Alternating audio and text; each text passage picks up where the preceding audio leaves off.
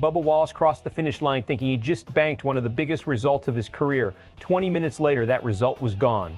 Not because of a crash, not because of a mechanical failure, because of 3 sentences in a rulebook and a decision NASCAR says cannot even be appealed. It's the story of how a runner-up finish turned into a 29th place nightmare and why it might end up deciding who makes the NASCAR Cup Series playoffs. Sunday night at EchoPark Speedway, Bubba Wallace battled Ryan Blaney and Carson Hocevar on the final lap for position. Wallace dipped below the double yellow line on the back stretch. NASCAR ruled that move illegal advancement under Section 823. 2. The out-of-bounds rule and penalized him after the race. The result, Wallace's apparent second-place finish was erased. Official scoring dropped him all the way to 29th. The point swing was brutal, 27 points gone in a single ruling, and per NASCAR officials, this call is final. No appeal process applies here because it's treated as an on-track judgment call. To understand why this stings so much, you have to understand where Wallace sits in the championship picture right now. The regular season is winding down. Every point matters. Drivers on the playoff bubble live and die by cushion. The gap between themselves and the cut line that decides who's racing for a title and who's going home in September. Before this penalty, Wallace was sitting pretty. An 82-point buffer above the cutoff. Comfortable, the kind of number that lets a driver race a little smarter, a little safer down the stretch. After the penalty, 55 points. Still positive, still 13th in points. But the cushion just got cut by nearly a third in the space of one ruling. And in a sport where late season chaos surprise winners and point swings happen constantly, that gap can evaporate fast. Let's break down the actual racing incident because the nuance matters. Wallace's argument is simple. He never claimed a spot he didn't already have.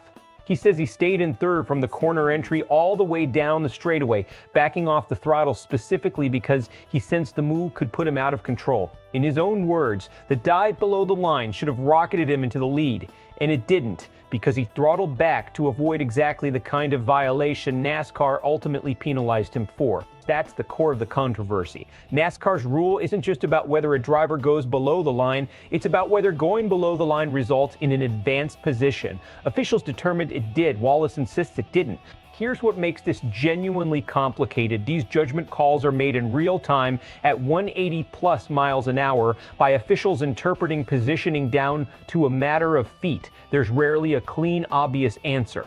And that ambiguity is exactly why NASCAR built the no appeal clause into this category of penalty.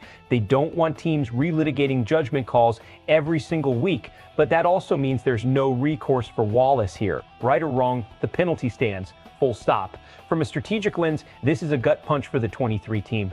Late race defensive driving in tight quarters is one of the hardest things to execute cleanly, and Wallace's team now has to recalibrate how aggressively they race defensively in traffic for the rest of the regular season. Push too hard defending a position and you risk another rules infraction. Play it too safe and you leave points on the table anyway. That's the trap teams find themselves in once they've been burned by a boundary line penalty.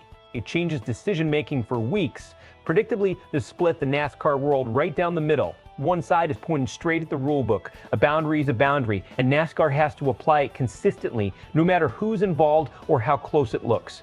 The other side is sympathetic to Wallace, arguing that a driver actively backing off the throttle to avoid gaining an advantage shouldn't be treated the same as a driver who blatantly used the apron to make a pass. To them, intent should count for something, and then there's the frustration bubbling up around the no appeal policy itself. In a sport that prides itself on transparency, telling a driver this call is final, no review after a race-altering decision is going to generate real backlash, especially from a fan base that already debates NASCAR's officiating constantly. Best case for Wallace, he treats this as a wake-up call, not a setback.